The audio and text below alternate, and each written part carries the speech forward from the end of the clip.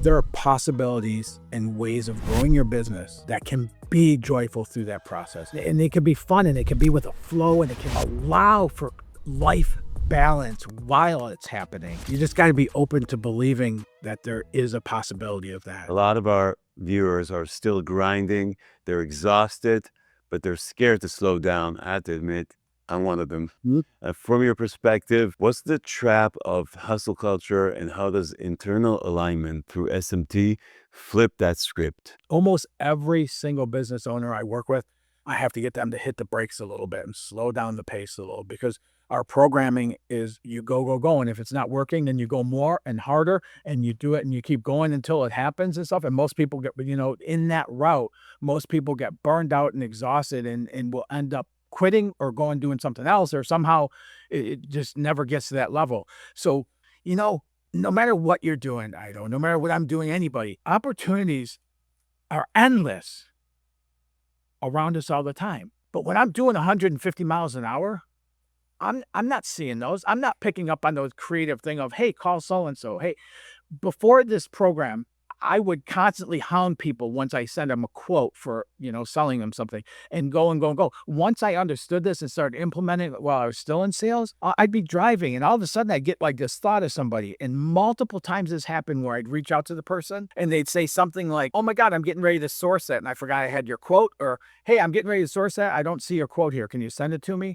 And every one of those hunches to call somebody led to me being awarded that program. So when we slow down a little bit, there's so many avenues of ways of tracking the things to us, of open opportunities that are there we could take advantage of, but we don't see those when we're speeding through and killing ourselves trying to get to some point. If you're ready to take your business to the next level, don't miss out on my free burnout-free business guide. It's a simple 7-day plan to help you reset your relationship with your business, improve your mindset, and achieve more while staying balanced. You can download it right now by using the link in the description. What's the opposite of working out of a hustle or grind or effort? Let's say I've slowed down and now I'm working from somewhere else. What does that look like?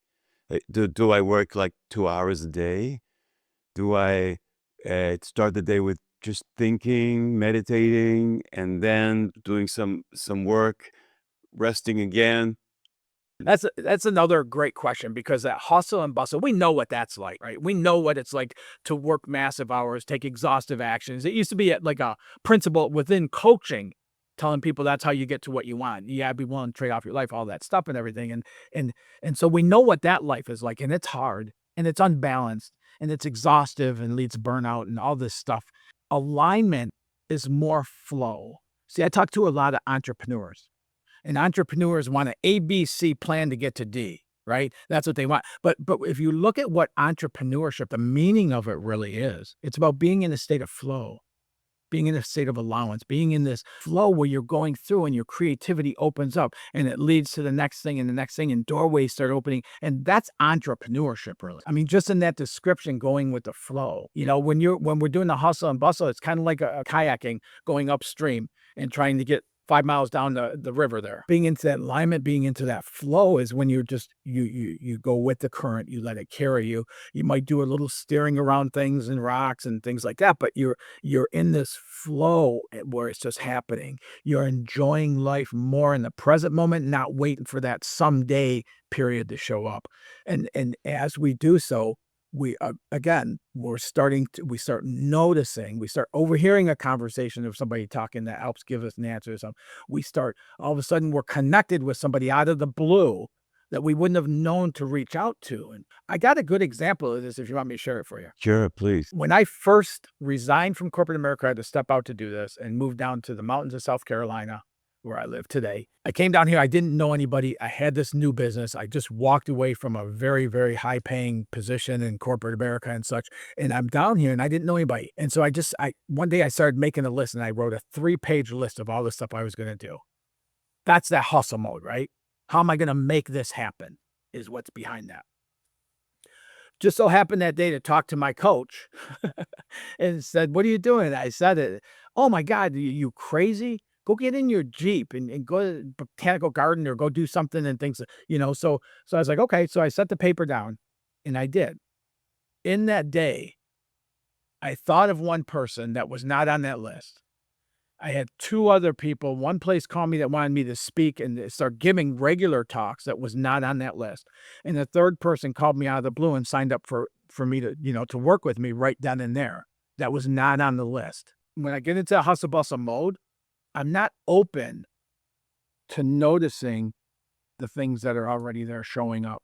So if I try to actualize what you just said, like you always say, there's not a one size fit all. Do this, start the morning with meditation, get 2 hour rest in the middle and sleep.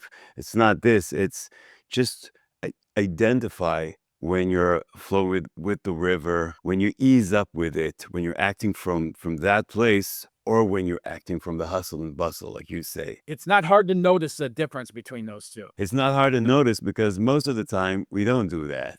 So just look for more opportunities to steer yourself with the current and look for the flow and find ways that you can be more in that situation.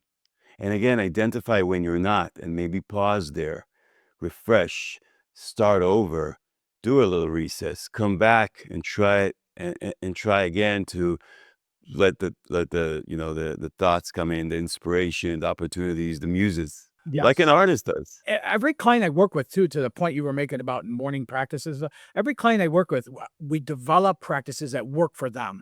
But so in doing so, some people will do it because, there's the analogy that my day begins when my head hits the pillow at night. So they'll do it right before they go to bed. Some people will do it in the morning. Some people will do it and it doesn't matter so much that it's that it fits the person.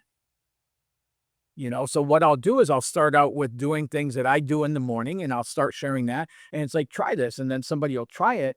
But as they're going forward with it, maybe it doesn't work in the morning, or maybe that thing doesn't work for them, but I help them develop what that is to get your day started on the right note. And then it's so much easier to go through a day when you've aligned that day and started it as how the day progresses than it is to just go haphazard at it and 100 miles an hour and all that stuff. It's so much difference in how the day is spent. How does someone know they're working from total alignment? How does someone reach that level? What changes in how they approach decisions or their day? Boy, that's a great question. I don't know if I'll ever experience my true potential. I don't know. But what I do know is as I learn these things, all of a sudden things start showing up easier. Life becomes more fulfilling. I have more balance in my life. Like all the things we hear, promises and promises, it's actually true.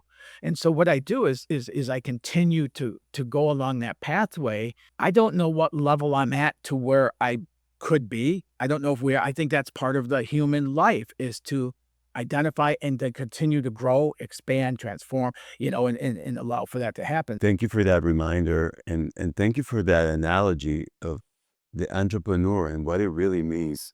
I think we all need that reminder so much. If I can replay this in people's mind. But if you look at what entrepreneurship, the meaning of it really is, it's about being in a state of flow. So let's say someone's listening, nodding. They believe you. They believe us. But now they're wondering, so what do I do with this? Can you walk us through what SMT looks like in practice?